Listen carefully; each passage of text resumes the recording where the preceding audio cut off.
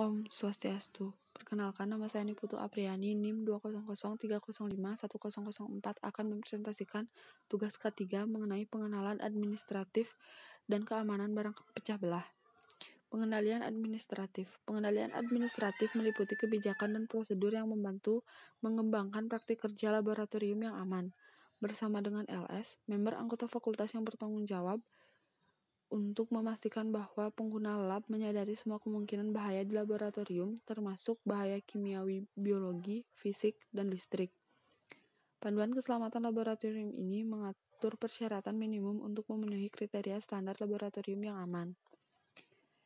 Yang pertama yaitu orientasi dan pelatihan. Semua karyawan atau siswa yang baru tiba wajib mengikuti orientasi yang dilakukan oleh spesialis laboratorium.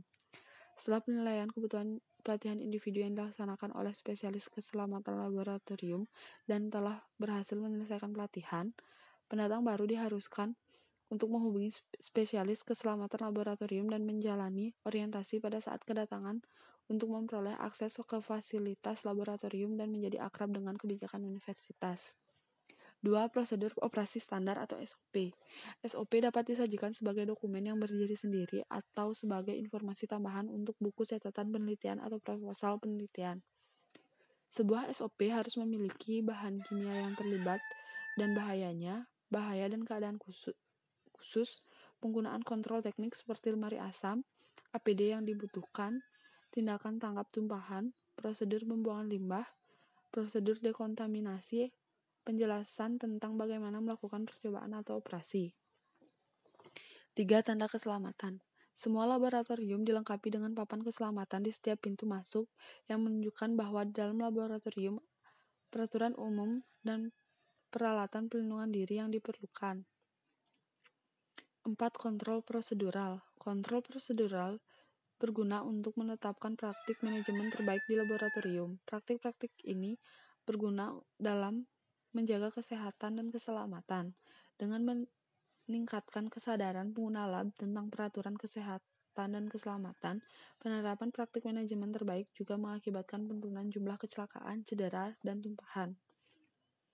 5. Menjaga rumah. Pengguna lab harus menjaga semua area bebas dari sampah, wadah bahan kimia yang tidak terpakai, kekacauan, dan peralatan asing. Area termasuk bangku, cup, lemari es, lemari penyimpan bahan kimia, bak cuci, tempat sampah, dan lain-lain. Jika tidak digunakan, wadah bahan kimia harus tetap tertutup. Semua tumpahan bahan kimia harus dibersihkan secepat mungkin. Percikan tambahan pada peralatan, lemari, pintu, dan bangku di sekitar juga harus diperiksa saat membersihkan tumpahan. Area ini di sekitar pintu keluar darurat, peralatan dan perangkat darurat harus selalu dijaga agar rapi. Aturan ini juga berlaku untuk pencuci mata atau mandi darurat, panel tenaga listrik, alat pemadam kebakaran, dan persediaan pembersih tumpahan. Sesuai kebutuhan harus ada jarak minimal 1 meter antara bangku dan peralatan. 6. Kebersihan pribadi. Beberapa pedoman umum yang harus dilakukan meliputi dilarang makan dan minum, termasuk mengunyah permen karet, mengoleskan kosmetik di laboratorium. Makanan atau minuman tidak dapat disimpan di lemari es lab yang digunakan untuk menyimpan bahan kimia. Dilarang keras menggunakan pipet. Bohlam hisap harus digunakan untuk tujuan pemipetan. Rambut harus diikat sepanjang waktu. Pakaian longgar lebih disarankan dan memakai perhiasan tidak diperbolehkan. Selalu kenakan jas lab saat menangani bahan kimia. Jangan memakai rok atau celana pendek dan sandal di laboratorium. Pecahan jatuh atau pecahan kaca dapat menyebabkan cedera. Cuci tangan Anda setelah melepaskan sarung tangan dan sebelum meninggalkan lab. Jangan menyentuh barang lain seperti telepon, memutar knop pintu, atau jangan menggunakan elevator sebelum cuci tangan. Jas lab tidak boleh dibersihkan di rumah. Dilarang merokok di area lab. Praktik kebersihan bahan kimia yang baik mencakup penggunaan alat pelindung diri atau APD dan kebersihan diri pribadi yang baik. Meskipun APD dapat menjadi penghalang perlindungan terhadap bahan kimia dan bahan biologis, kebiasaan kebersihan pribadi yang baik sangat penting untuk mencegah paparan bahan kimia bahkan saat menggunakan APD. 7. Makan, minum, dan menggunakan kosmetik di lab. Menyimpan makanan atau minuman di lemari atau lemari es kimia memfasilitasi penyerapan bahan kimia oleh uap. Jadi, paparan bahan kimia terjadi saat mengkonsumsi makanan atau minuman yang disimpan dengan bahan kimia. Selain makanan dan minuman, produk kosmetik juga berpotensi menyerap uap kimia dan debu. Menerapkan kosmetik di laboratorium, termasuk lotion tangan, juga memungkinkan penyerapan bahan kimia dan merupakan sumber lain dari paparan kulit, terutama di area penyimpanan bahan kimia berbahaya. 8. Bekerja sendiri. Bekerja sendiri dilarang untuk tujuan penelitian, terutama yang melibatkan bahan kimia berbahaya dan prosedur eksperimental. Dalam kasus ini, di mana bekerja sendiri adalah suatu keharusan, LS atau LSS atau anggota fakultas yang bertanggung jawab harus menyetujui pengaturan pekerjaan dan eksperimental. Seluruh prosedur harus dipantau oleh sistem surveillance. 9. Telepon di lab. Sangat disarankan untuk membuat alat komunikasi di lab untuk menginformasikan pihak berwenang dalam situasi darurat. Ini dapat dilakukan dengan berbagai cara termasuk telepon kabel atau telepon seluler jika tersedia, atau dengan radio dua arah. Disarankan untuk memasang tanda yang menyoroti lokasi telepon terdekat jika tidak ada telepon yang tersedia di lab. 10. Pengoperasian tanpa pengawasan. Jika melakukan operasi tanpa pengawasan tidak dapat dihindari, pengguna lab diminta untuk mengikuti pedoman yang dijelaskan. Untuk operasi tanpa pengawasan yang melibatkan bahan sangat berbahaya, lampu harus dibiarkan menyala dan tanda peringatan atau penjelasan yang sesuai harus dipasang di pintu laboratorium atau di tempat yang mencolok yang dapat dengan mudah dilihat tanpa membahayakan orang lain jika terjadi keadaan darurat. Tanda peringatan untuk operasi tanpa pengawasan harus mencakup informasi mengenai sifat percobaan, bahan kimia yang digunakan, bahan potensial seperti listrik dan panas, nama pelaksana percobaan dan nomor kontaknya, nama sekunder dan nomor kontaknya juga disarankan. Penting untuk mempertimbangkan potensi risiko bahaya yang mungkin terjadi saat meninggalkan eksperimen bahwa LS akan memberikan akses lab atau peralatan. 11. Akses ke lab. Pelatihan yang diperlakukan adalah wajib sebelum akses laboratorium untuk semua pengguna. Untuk anggota non-lab, terutama anak yang berusia di bawah 16 tahun, tidak diperbolehkan mengakses laboratorium atau tempat kerja berbahaya lainnya. Beberapa risiko yaitu konflik kepentingan dan hak keyakinan intelektual, cedera fisik, dan kerusakan organ yang tidak disadari. 12. Pembelian kimia. Inventaris bahan kimia harus dicari dan bahan kimia yang ada harus digunakan sebelum memesan bahan kimia apapun. SU memiliki langganan institusional ke sistem inventaris bahan kimia ChemWatch yang dapat membantu memfasilitasi pembelian inventaris bahan kimia. Semua bahan kimia yang dibeli dengan spesifikasi rinci, jumlah, dan lokasi yang ditempatkan harus dilaporkan kepada LS segera setelah kedatangan, sehingga bahan kimia tersebut terdaftar di ChemWatch. Pengguna lab sebaiknya hanya memesan jumlah yang mereka butuhkan. Ada beberapa bahan kimia yang memerlukan persetujuan khusus untuk dipesan. 13. Memesan peralatan baru. Pengguna lab harus berkomunikasi dengan LS atau LSS dan layanan operasional dan teknik saat membeli dan memasang peralatan besar, terutama yang menggunakan layanan listrik, air, atau gas fakultas. Itu harus diperhatikan bahwa fakultas memiliki sumber yang cukup untuk mendukung peralatan baru ini. Pengguna laboratorium harus berkomunikasi sebelumnya dengan unit universitas yang sesuai untuk menentukan dan menyediakan sumber daya tambahan dan potensi masalah sehingga infrastruktur gedung siap untuk dipasang. Mereka harus berkonsultasi dengan layanan operasional dan teknis serta LS dan LSS, bersikap proaktif dan konsultasi unit universitas terkait sebelumnya sangat dianjurkan. 14.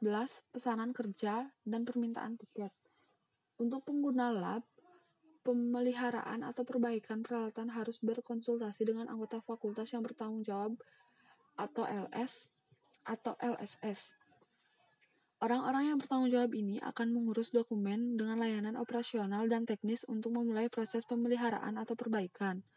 Peraturan fakultas melarang keras pengguna lab memperbaiki layanan utilitas sendiri. Personil yang berkualifikasi hanya menangani perbaikan. Semua bahan kimia, peralatan laboratorium, dan peralatan harus dikeluarkan dari sungkup selama pemeliharaan atau perbaikan. 15. Perubahan kegiatan lab. Jika terjadi situasi perubahan hunian lab seperti pengunduran diri fakultas, anggota fakultas baru yang akan datang, LS baru, mahasiswa baru, atau renovasi fasilitas, penghuni harus menginformasikannya pengganti tentang potensi masalah dan bahaya. Jika Anda berencana meninggalkan laboratorium, atau jika Anda mengetahui ada kelompok riset atau siswa berencana keluar, ada beberapa langkah sederhana yang dapat dilakukan untuk memastikan kelancaran transisi, yaitu memberitahu LS dan LSS Anda dengan baik di kemajuan langkah yang direncanakan. 16. Desain dan konstruksi laboratorium. Langkah-langkah ini harus diambil terlebih dahulu selama proses desain sebelum proses konstruksi.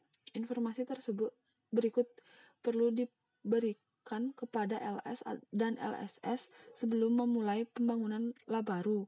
Nama kontak, nomor telepon, email program, gedung, dan ruangan proyek akan dilakukan di perkiraan tanggal mulai proyek. Peralatan yang diusulkan harus dipasang lemari asam, lemari keamanan hayati, perangkat penangkap lainnya, pencuci mata, dan pancuran darurat, lemari gas, beracun, dan perangkat pemantauan, dan lain-lain.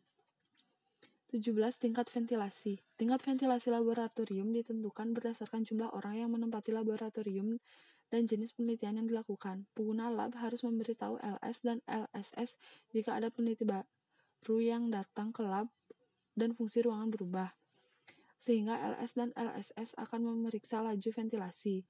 Lemari asam yang berpotensi dengan benar menciptakan tekanan negatif di laboratorium. Ini menghilangkan lebih banyak udara di ruangan daripada yang disuplai. Sebaiknya, tekanan positif adalah saat lebih banyak udara disuplai ke ruangan daripada yang dibuang. Pengguna lab harus secara rutin memeriksa tekanan udara di lab dan membandingkannya dengan lorong.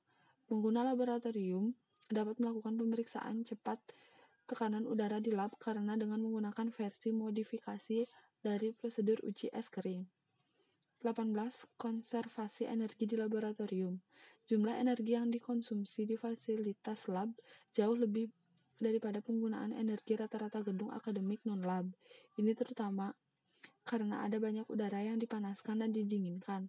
Udara sekali jalan untuk fasilitas dan lemari asam. Selain itu, beberapa laboratorium menggunakan gas alam dalam jumlah besar. Kemajuan teknologi dalam desain fasilitas menghasilkan penghematan energi yang cukup besar di fasilitas laboratorium yang baru dibangun. 19. Inspeksi area pelatihan. Tujuan utama inspeksi ini adalah untuk membantu anggota fakultas yang bertanggung jawab dan LS mengidentifikasi potensi kepatuhan terhadap peraturan atau masalah lain yang dapat mempengaruhi kesehatan dan keselamatan pengguna lab.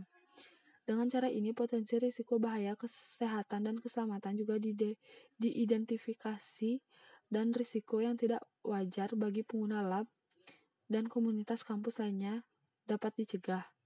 20. Keamanan laboratorium. Tujuan utama keamanan laboratorium adalah untuk melindungi bahan kimia berbahaya. Akses ke area di mana bahan kimia berbahaya digunakan dan disimpan harus dikontrol dan dibatasi. Tindakan pencegahan terpenting untuk ini adalah mengunci pintu laboratorium saat tidak dijaga. Selanjutnya yaitu keamanan barang pecah belah. Barang pecah belah dirancang untuk tujuan tertentu. Perangkat sementara mungkin tipis dan dapat menyebabkan kecelakaan dan luka. Saat membeli peralatan gelas, tentukan kompatibilitas kaca, dengan bahan kimia atau prosedur. Beberapa bahan kimia bereaksi dengan kaca atau menyebabkan kerusakan kaca. Adapun beberapa langkah keamanan di laboratorium yang harus dilakukan, yaitu 1. Memeriksa peralatan kaca sebelum digunakan. 2. Penanganan dan penyimpanan yang aman. 3. Bekerja dengan batang kaca atau tabung. 4. Pengoperasian vakum dan tekanan. 5. Pembersihan dan pengeringan barang pecah belah.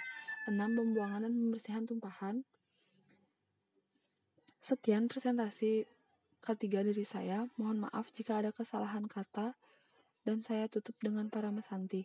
Om Santi Santi Santi Om. Sekian dan terima kasih.